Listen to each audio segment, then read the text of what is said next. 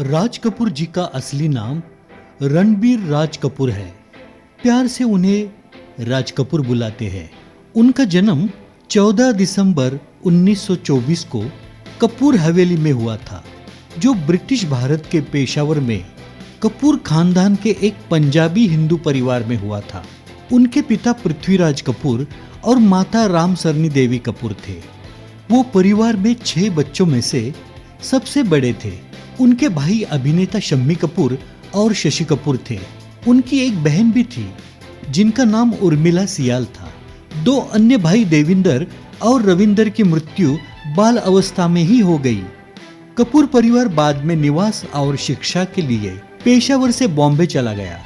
राज कपूर जी ने देहरादून में Colonel Brown Cambridge School, Calcutta में सेंट जेवियर्स कॉलेजिएट स्कूल और बॉम्बे में कैंपियन स्कूल जैसे कई अलग अलग स्कूलों में पढ़ाई की। सन 1935 में केवल 11 वर्ष की उम्र में राज कपूर ने फिल्म इंकलाब में अभिनय किया था। उस समय वे बॉम्बे टॉकीज स्टूडियो में सहायक का काम करते थे, यानी कि हेल्पर का काम करते थे। बाद में वे केदार शर्मा के साथ क्लैपर बॉय का कार्य करने लगे। कुछ लोगों का मानना है कि उनके पिता पृथ्वीराज कपूर को विश्वास नहीं था कि राज कपूर कुछ विशेष कार्य कर पाएगा, इसलिए उन्होंने उसे सहायक क्लैपर बॉय जैसे छोटे काम में लगवा दिया था। परंतु पृथ्वीराज कपूर के साथ रहने वाले एवं बाद के दिनों में राज कपूर के निजी सहायक एवं सहयोगी निर्देशक वीरेंद्र नाथ त्रिपाठी का कहना है कि पापा जी यानी कि पृथ्वीराज जी हमेशा कहते थे कि राज पढ़ेगा लिखेगा नहीं, पर फिल्मी दुनिया में शानदार काम करेगा। आज केदार ने उसे मेरा बेटा होने के कारण काम दिया है, लेकिन एक दिन वो भी होगा जब लोग राज को पृथ्वीराज का बेटा नहीं बल्कि पृथ्वीराज को राज कपूर का बाप होने के कारण जानेंगे। 12 मई 1946 को राज कपूर ने कृष्णा मल्होत्रा से शादी की। कृष्णा 9 भाई बहनों में से एक थी और उनकी शादी के बाद उनमें से कई लोग हिंदी फिल्म उद्योग में शामिल हो गए। उनके भाई राजेंद्र नाथ, प्रेमनाथ और नरेंद्र नाथ बाद में अभिनेता बन गए और उनकी बहन उमा का विवाह अभिनेता प्रेम चोपड़ा से हुआ। राज और कृष्णा कपूर के 5 बच्चे थे। 3 बेटे रणधीर कपूर, ऋषि कपूर और राजीव कपूर और 2 बेटियां ऋतुनंदा और रीमा जैन। उस समय के प्रसिद्ध निर्देशक केदार शर्मा ने राज कपूर के भीतर के अभिनय क्षमता और लगन को पहचाना और उन्होंने राज कपूर को 1947 में अपनी फिल्म नील कमल में हीरो की भूमिका दे दी। हीरो के रूप में राज कपूर का फिल्मी सफर हिंदी सिनेमा की वीनस माने जाने वाली सुप्रसिद्ध अभिनेत्री मधुबाला के साथ आरंभ हुआ। 1946-47 में प्रदर्शित केदार शर्मा की नील कमल तथा मोहन सिन्हा के निर्देशन में बनी चित्तौड़ विजय और दिल की रानी तथा 1948 में NM केलकर द्वारा निर्देशित अमर प्रेम में भी मधुबाला ही राज कपूर की नायिका थी। नरगिस के अतिरिक्त मधुबाला के साथ ही राज कपूर ने सबसे अधिक फिल्मों में नायक की भूमिका की है, परंतु इनमें सफल केवल नीलकमल ही हुई। अन्य फिल्मों की असफलता के कारण उन्हें भुला दिया गया। 1948 में प्रदर्शित आग वो पहली फिल्म थी जिसमें अभिनेता के साथ साथ निर्माता निर्देशक के रूप में भी राज कपूर सामने आए। हालांकि यह फिल्म सफल नहीं हो पाई। आग के प्रदर्शन के साथ ही राज कपूर की छवि एक विवादग्रस्त व्यक्तित्व के रूप में बनी। आग स्थापित परंपराओं का अनुकरण नहीं करती थी, किंतु वो अपनी अलग पहचान भी नहीं बना सकी। आग के बाद 1949 में राज कपूर बरसात फिल्म में अभिनेता के साथ साथ निर्माता निर्देशक के रूप में भी पुनः उपस्थित हुए और इस फिल्म ने सफलता का नया मापदंड कायम कर दिया। इस फिल्म की लगभग पूरी टीम ही नई थी। संगीतकार जय किशन नए थे, गीतकार हसरत जयपुरी और शैलेंद्र नए थे, लेखक रामानंद सागर नए थे, फिल्म की नायिका निम्मी भी नई थी। इतना ही नहीं, राधु कर्मकार, MR अचरेकर और जी मयेकर जैसे नए टेक्नीशियनों की पूरी टीम थी। इन कारणों से लोग कहते थे आग में जो कुछ जलने से रह गया वो बरसात में बह जाएगा, लेकिन राज कपूर ने किन्हीं की बातों पर ध्यान नहीं दिया। सिर्फ 1 वर्ष के समय में बरसात पूरी हो गई और 1949 में बरसात के प्रदर्शन के साथ ही हिंदी सिनेमा में विस्मय का विस्फोट हुआ। शंकर जयकिशन, शैलेंद्र, हसरत जयपुरी, रामानंद सागर, निम्मी और सारे टेक्नीशियन रातों रात चोटी पर पहुंच गए। बरसात का संगीत देश काल की सीमाओं को लांघ गया। चारों ओर मुकेश और लता के गाए हुए गीतों की धुन थी। गायिका लता मंगेशकर की पहचान भी बरसात फिल्म में ही मुख्यतः बन पाई। बरसात पूरी तरह एक नई फिल्म थी जिसकी नसों में पूरा का पूरा नया खून था। इतनी ताजगी और स्वनिर्मित के साथ जुड़कर इस तरह सफल होने का दूसरा कोई उदाहरण आजादी के बाद के हिंदी सिनेमा के पास नहीं है। बरसात की प्रचंड सफलता का यह परिणाम था कि इसके अगले वर्ष अर्थात सन 1950 में नायक के रूप में राज कपूर की 6 फिल्में आई। राज कपूर के पूरे नायक युग में एक वर्ष में इससे अधिक फिल्में कभी नहीं आई। इस वर्ष नरगिस के साथ उनकी जान पहचान और प्यार फिल्में आई। केदार शर्मा के निर्देशन में गीता बाली के साथ बावरे नयन, AR कारदार के निर्देशन में सुरैया के साथ दास्तान, जी राकेश के निर्देशन में निम्मी के साथ बावरा और रेहना के साथ PL संतोषी के निर्देशन में सरगम सन 1950 में रिलीज होने वाली फिल्में थीं। इनमें कारदार की दास्तान सबसे अधिक सफल रही। ये एकमात्र फिल्म है जिसमें राज कपूर सुरैया के साथ नायक बने। सरगम, दास्तान और बावरे नयन का संगीत अत्यधिक लोकप्रिय हुआ। सरगम और बावरे नयन भी टिकट खिड़की पर सफल रही। इसके बाद तो महबूब, केदार शर्मा, नितिन बोस, विमल राय, महेश कोल, वी शांताराम जैसे महामहिमों के रहते नौसिखिए राज कपूर ने अपनी फिल्म आवारा से साबित कर दिया कि वो हर मोर्चे पर बड़े बड़े दिग्गजों के हौसले पस्त कर सकता है। सन 1951 में प्रदर्शित आवारा हिंदी सिनेमा के इतिहास में मील का पत्थर साबित हुआ। इसने राज कपूर को नायक के रूप में नई और अलग पहचान दी। सन 1952 में नायक के रूप में राज कपूर की 4 फिल्में प्रदर्शित हुई। अंबर, अनहोनी, बेवफा और आशियाना। इन चारों में ही उनकी नायिका नरगिस थी। इतना ही नहीं, सन 51 से 56 के बीच राज कपूर की जितनी भी फिल्में आई उनमें नायिका नरगिस ही थी। ये भी अपने आप में एक रिकॉर्ड है।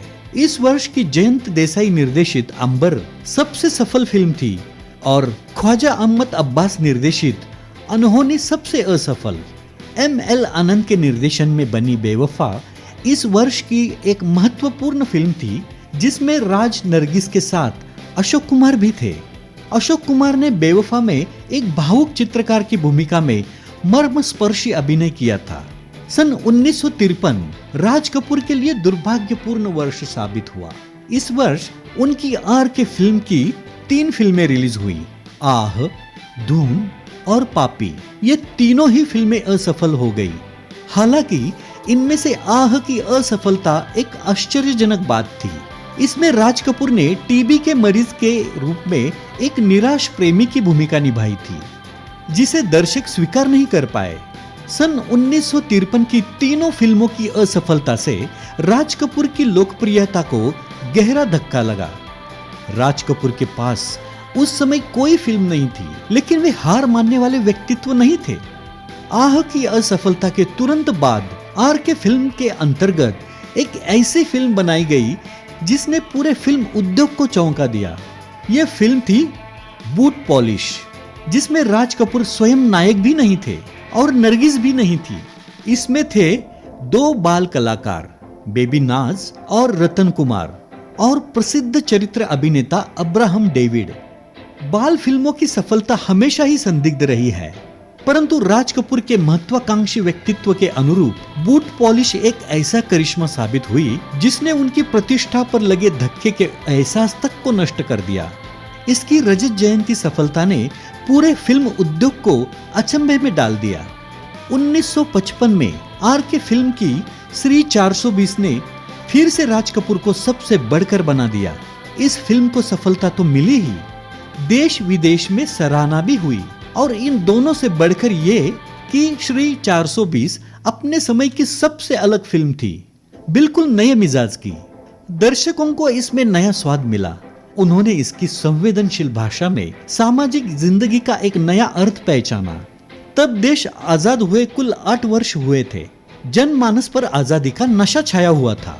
उस समय श्री 420 में सभ्यता और प्रगति की आड़ में पनप रही खोखली नैतिकता को पहचानने की कोशिश के साथ ही उसके संभावित खतरों से आगाह किया गया था। इस फिल्म में राज कपूर का अभिनय बेमिसाल है। सन 1956 राज कपूर के जीवन का महत्वपूर्ण वर्ष रहा। इस वर्ष उनकी 2 फिल्में प्रदर्शित हुई, जागते रहो और चोरी चोरी। इनमें से व्यावसायिक दृष्टि से चोरी चोरी अधिक सफल रही तथा अत्यधिक लोकप्रिय भी। जागते रहो को आरंभ में अधिक व्यावसायिक सफलता नहीं मिली, परंतु यह एक महान फिल्म थी। इस फिल्म को कालोरीवेरी अंतर्राष्ट्रीय फिल्म महोत्सव में सर्वश्रेष्ठ फिल्म का ग्रैंड प्रिक्स पुरस्कार मिला। अंतर्राष्ट्रीय स्तर पर पुरस्कृत होने के उपरांत हिंदी दर्शक इस फिल्म का नाम सुनकर चौंके और दोबारा प्रदर्शित होने पर पहले की अपेक्षा जागते रहो को अधिक सफलता प्राप्त हुई। उस समय तक अंतर्राष्ट्रीय स्तर पर किसी भारतीय फिल्म को इतना बड़ा पुरस्कार प्राप्त नहीं हुआ था। ये पुरस्कार मिलने के बाद हिंदी जगत ने जागते रहो का भरपूर स्वागत किया। सन 1957 में दक्षिण भारत के प्रसिद्ध निर्माता निर्देशक LV प्रसाद की पहली हिंदी फिल्म शारदा में राज कपूर के साथ नायिका के रूप में मीना कुमारी आई। ये फिल्म भी सफल हुई तथा इसने रजत जयंती मनाई। शारदा ने मीना कुमारी ने उस त्यागमयी भारतीय नारी की भूमिका निभाई है जो परिस्थितिवश उसी व्यक्ति के पिता से विवाह करने के लिए मजबूर हो जाती है जिससे वो प्यार करती है। जिसे पति के रूप में पाना चाहिए था उसे बेटे के रूप में पाती है। सन 1958 में राज कपूर की 2 फिल्में प्रदर्शित हुई, परवरिश और फिर सुबह होगी। इन दोनों ही फिल्मों में उनकी नायिका माला सिन्हा थी। ये दोनों ही फिल्में व्यावसायिक दृष्टि से सफल नहीं हो पाई। सन 1959 में राज कपूर अभिनीत 5 फिल्में प्रदर्शित हुई, अनाड़ी, 2 उस्ताद, कन्हैया, मैं नशे में हूं तथा 4 दिल 4 राहें। इनमें से किसी के भी निर्माता निर्देशक राज कपूर नहीं थे। इनमें से ख्वाजा अहमद अब्बास निर्देशित 4 दिल 4 राहें असफल हो गई तथा अनाड़ी को छोड़कर शेष 3 फिल्में औसत रूप में ही सफल रही। अनाड़ी का निर्माण LB लक्ष्मण तथा निर्देशन सुप्रसिद्ध निर्देशक ऋषिकेश मुखर्जी ने किया था। ये फिल्म राज कपूर के लिए एक सुखद घटना बन गई।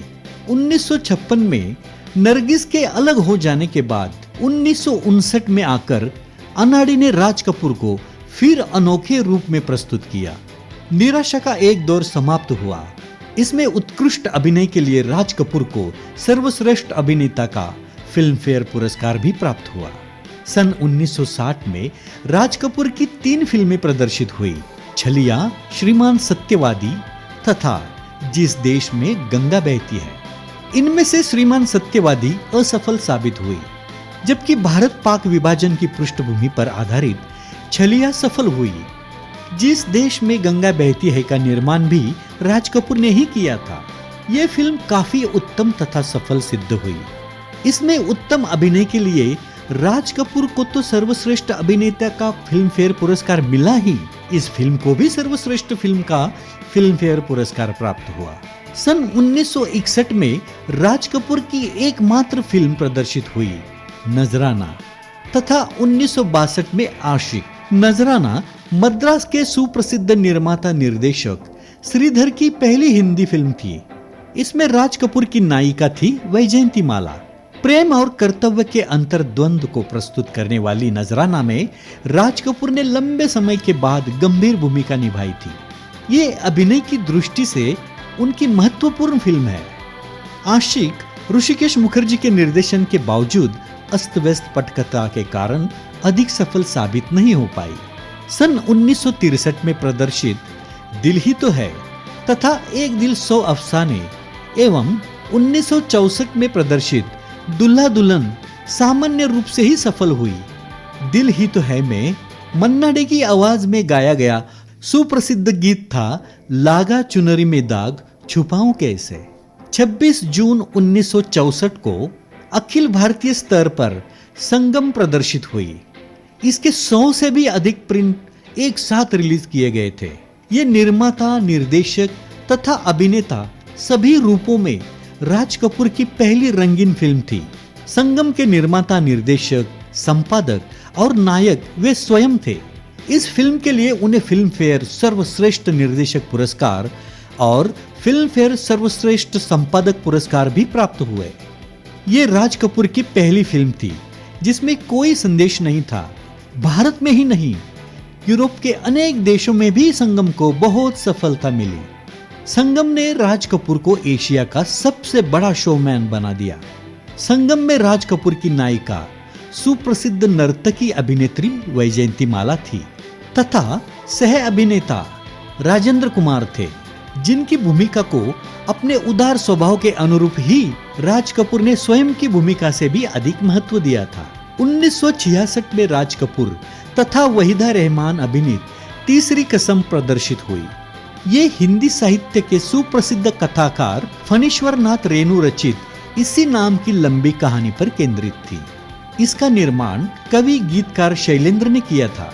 साहित्यिक कृति पर बनी फिल्म होने से इसे मुश्किल से वितरक मिले और बॉक्स ऑफिस पर भी आरंभ में इसे सफलता नहीं मिली। इसी दुख में शैलेंद्र दुनिया से चल बसे, परंतु बाद में लोगों ने इसका महत्व समझा और सिनेमा हॉल हाउसफुल रहने लगे। ये वो फिल्म थी जिसमें राज कपूर ने अपने जीवन की सर्वोत्कृष्ट भूमिका अदा की।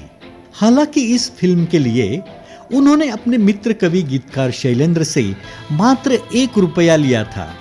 तीसरी कसम को बाद में राष्ट्रपति स्वर्ण पदक मिला। बंगाल फिल्म जर्नलिस्ट एसोसिएशन द्वारा सर्वश्रेष्ठ फिल्म और कई अन्य पुरस्कारों द्वारा सम्मानित किया गया। मॉस्को फिल्म फेस्टिवल में भी ये फिल्म पुरस्कृत हुई। इसकी कलात्मकता की काफी प्रशंसा की गई। 1967 में राज कपूर अभिनीत अराउंड द वर्ल्ड और दीवाना तथा 1968 में सपनों का सौदागर प्रदर्शित हुई। ये तीनों ही फिल्में असफल हो गई। इनमें से किसी के भी निर्माता निर्देशक राज कपूर नहीं थे। दीवाना और सपनों का सौदागर के निर्देशक महेश कौल थे। सक्षम निर्देशक होने के बावजूद इन फिल्मों में वे अपनी सक्षमता का परिचय नहीं दे पाए और राज कपूर की उत्तम अभिनय क्षमता का सटीक उपयोग भी नहीं कर पाए। सन 1970 के दिसंबर में आर के फिल्म की अपने समय की सबसे महंगी फिल्म मेरा नाम जोकर अखिल भारतीय स्तर पर एक साथ प्रदर्शित हुई। ये राज कपूर के जीवन की सबसे महत्वाकांक्षी फिल्म थी। यही कारण है कि राज कपूर ने आवारा तथा श्री 420 इन दोनों फिल्मों की किसी न किसी रूप में मेरा नाम जोकर से संबंध किया है। मेरा नाम जोकर में आवारा का प्रसिद्ध गीत आवारा हूं दोहराया गया है तथा श्री 420 के कई दृश्यों की झलक दिखलाई गई है। इसलिए मेरा नाम जोकर को समझने के लिए यह आवश्यक है कि उसे देखने से पहले श्री 420 को अवश्य देख लिया गया हो। मेरा नाम जोकर जब रिलीज हुई तो इसका रनिंग टाइम 4 घंटे 43 मिनट था, यानी 4 hours 43 मिनट था। 2 सप्ताह के बाद इसे संपादित कर 4 घंटे 9 मिनट का किया गया और बाद में इसे काफी छोटा करके लगभग 3 घंटे का संस्करण तैयार किया गया। 1986 में पुनः संपादित ये संस्करण व्यवसाय की दृष्टि से बहुत ही सफल रहा। हिंदी सिनेमा में 2 असफलताओं की बड़ी हसरत से चर्चा की जाती है। गुरुदत्त की कागज के फूल और राज कपूर की मेरा नाम जोकर। ये दोनों ही फिल्में इनकी सबसे महत्वाकांक्षी फिल्में थी जिन्हें दर्शकों ने नकार दिया। मेरा नाम जोकर के साथ ही राज कपूर ने नायक के रूप में फिल्मों से विदा ले ली। इसके बाद उन्होंने कई फिल्मों में चरित्र अभिनेता के रूप में भूमिकाएं निभाई। वे पहली बार आर के फिल्म के बैनर तले निर्मित कल आज और कल में चरित्र अभिनेता के रूप में प्रस्तुत हुए। इसके निर्देशक थे उन्हीं के ज्येष्ठ पुत्र रणधीर कपूर। बाद में रणधीर कपूर निर्देशित धर्म कर्म के अलावा उन्होंने दारा सिंह की फिल्म मेरा देश मेरा धर्म, दुलाल गुहा निर्देशित खान दोस्त, ऋषिकेश मुखर्जी की नौकरी, संजय खान की चांदी सोना तथा अब्दुल्ला में चरित्र अभिनय किया। नरेश कुमार के दो जासूस तथा गोपीचंद जासूस में अपेक्षाकृत उन्होंने मुख्य भूमिका निभाई। दोस्ती की खातिर, मोहब्बत की खातिर उन्होंने कई ऐसी फिल्मों में भूमिकाएं की जिनमें उन्हें कतई काम नहीं करना चाहिए था। वकील बाबू उनके द्वारा अभिनीत अंतिम फिल्म थी। मेरा नाम जोकर जैसी क्लासिक फिल्म की व्यावसायिक असफलता तथा अपनी व्यावसायिक क्षमता के प्रति लोगों की आशंका को निराधार साबित करते हुए राज कपूर ने स्वनिर्मित बॉबी फिल्म के द्वारा ये सिद्ध कर दिया कि यदि बॉक्स ऑफिस ही उनके ध्यान में हो तो वे बड़े बड़े सितारों के बिना भी बॉक्स ऑफिस पर तहलका मचा देने में पूरी तरह सक्षम है।